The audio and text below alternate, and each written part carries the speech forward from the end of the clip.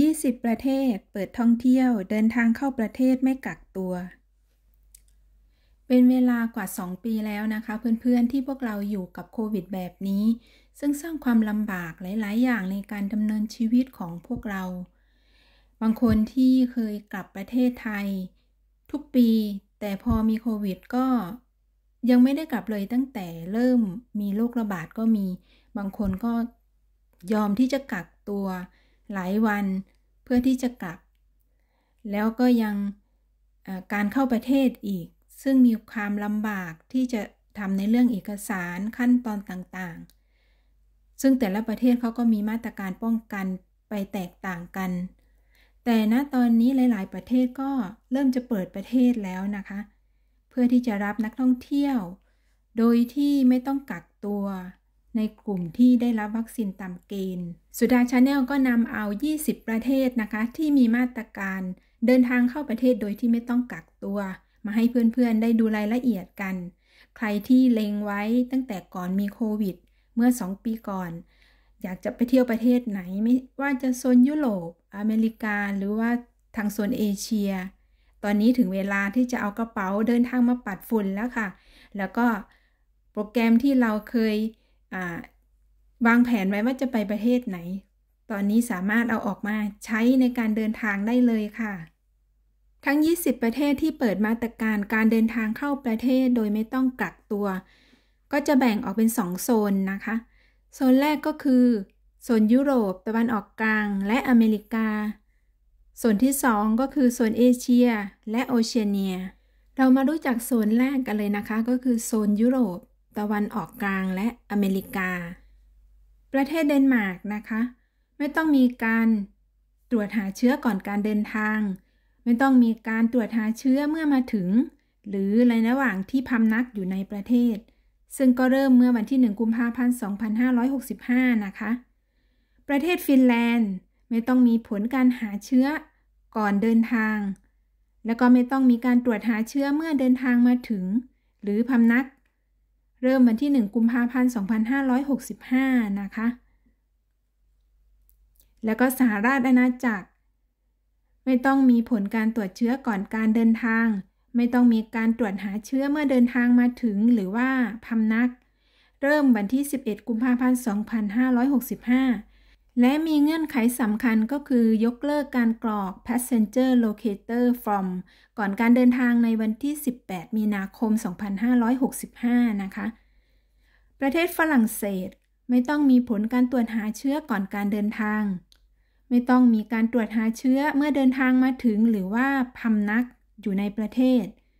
ส่วนเงื่อนไขสำคัญอื่นๆได้รับวัคซีนเข็มกระตุ้นคือ Booster Dose นั่นเองภายใน9 เดือนหลังจากที่ฉีดเข็มสุดท้ายนะคะมาตรการนี้เริ่มใช้วันที่12 กุมภาพันธ์ 2565ประเทศสวิตเซอร์แลนด์ไม่ต้องมีผลตรวจหาเชื้อก่อนการเดินทางไม่ต้องมี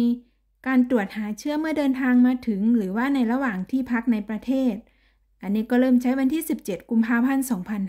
2565ค่ะประเทศสหรัฐอาหรับเอมิเรตส์ไม่ต้องมีผลการตรวจหาเชื้อก่อนการเดินทาง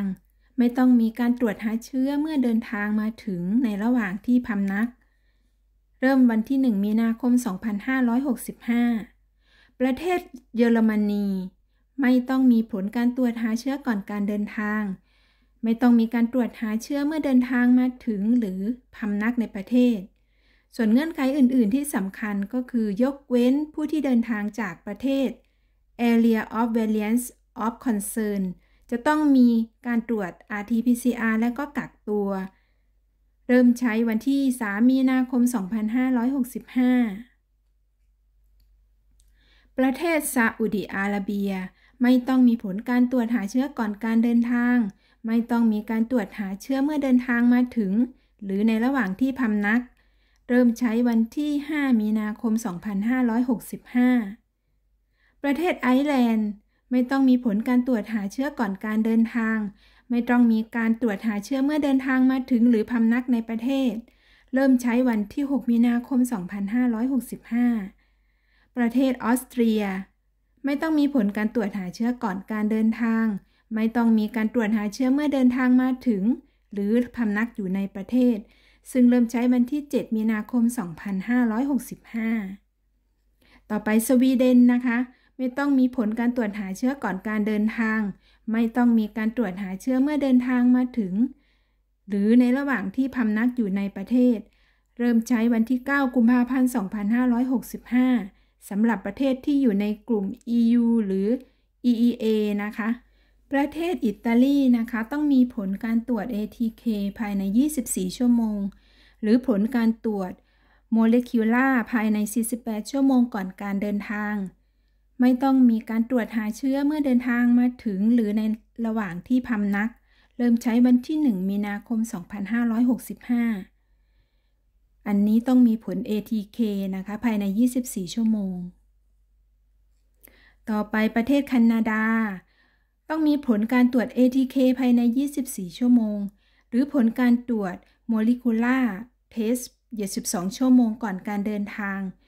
ไม่ต้องมีการตรวจหาเชื้อเมื่อเดินทางมาถึงหรือว่าพำนักอยู่ในประเทศ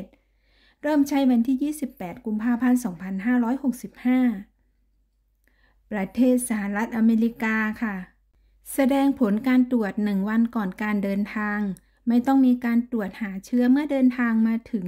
หรือในระหว่างที่พำนักเริ่มใช้วันที่ 6 ธันวาคม 2564 ค่ะต่อไปโซนที่ 2 ก็คือเป็นโซนเอเชียและโอเชียเนียนะคะประเทศแรกก็คือประเทศลาวจะต้องแสดงผลการตรวจ RT-PCR 72 ชั่วโมงก่อนการเดินทางตรวจ RT-PCR เมื่อมาถึงส่วนเงื่อนไขอื่นๆที่สำคัญก็คือมีการจำกัดประเทศต้นทางกลุ่มประเทศระยะแรกเริ่ม 1 มกราคม 2565 ส่วนในระยะต่อไปจะเริ่มวันที่ 1 เมษายน 2565 ประเทศอินเดียนะคะแสดงผลการตรวจ RT-PCR 72 ชั่วโมงก่อนการเดินทางไม่ต้องมีการตรวจหาเชื้อเมื่อเดินทางมาถึงหรือในระหว่างที่พำนักอยู่ในประเทศเริ่มใช้วันที่ 14 กุมภาพันธ์ 2565 ค่ะประเทศฟิลิปปินส์แสดงผลการตรวจ RT-PCR 48 ชั่วโมงก่อนการเดินทาง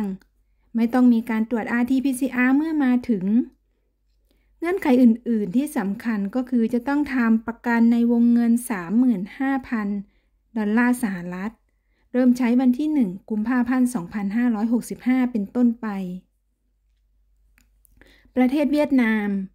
แสดงผลการตรวจ RT-PCR 72 ชั่วโมงก่อนการเดินทางไม่ต้องมีการตรวจหาเชื้อเมื่อเดินทางมาถึงหรือในระหว่างที่พำนักเงื่อนไขอื่นๆที่สำคัญก็คือจะต้องทำวงเงินประกัน 10,000 ดอลลาร์สหรัฐเริ่มใช้วันที่ 15 มีนาคม 2565 เป็นต้นไปประเทศมาเลเซียแสดงผลการตรวจ RT-PCR 2 วันก่อนการเดินทางต้องตรวจ ATK เมื่อมาถึงเงื่อนไขอื่นๆที่สำคัญก็คือจะต้องทำประกันในวงเงิน 100,000 ลิงกิตมาเลเซียเริ่มใช้วันที่ 1 เมษายน 2565 เป็นต้นไปประเทศเกาหลีใต้แสดงผลการตรวจ RT-PCR 48 ชั่วโมงก่อนการเดินทางไม่ต้องมีการตรวจหาเชื้อเมื่อเดินทางมาถึงหรือในระหว่างที่พำนักเงื่อนไขอื่นๆก็คือวัคซีนเข็มล่าสุดจะต้องได้รับภายใน 180 วันก่อนการเดินทางเริ่มใช้วันที่ 1 เมษายน 2565 เป็นต้นไปประเทศออสเตรเลียแสดงผลการตรวจ RT-PCR หรือ ATK 24 ชั่วโมงก่อนการเดินทางต้องตรวจ ATK ภายใน 24 ชั่วโมงเมื่อมาถึงเงื่อนไขอื่นๆที่สำคัญก็คือบางรัฐอาจจะมีเงื่อนไขเพิ่มเติมเริ่มใช้ 21 กุมภาพันธ์ 2565 ทั้ง 20 ประเทศที่พูดมานี่ก็คือมีมาตรการการเข้าประเทศโดยที่ไม่ต้องกักตัวนะคะแต่ว่ายังคงมีมาตรการในการเดินทางบางอย่างที่ยังคงไว้นะคะอย่างเช่นประเทศทางโซนเอเชียในการตรวจหา RT-PCR นี้ก็ยังคงอยู่ซึ่งระยะเวลาในการตรวจก็แตกต่างกันไปอาจจะ 24 ชั่วโมงหรือ 48 ชั่วโมงแต่ถ้าเรามาดูโซนยุโรปหรือทางสแกนดิเนเวีย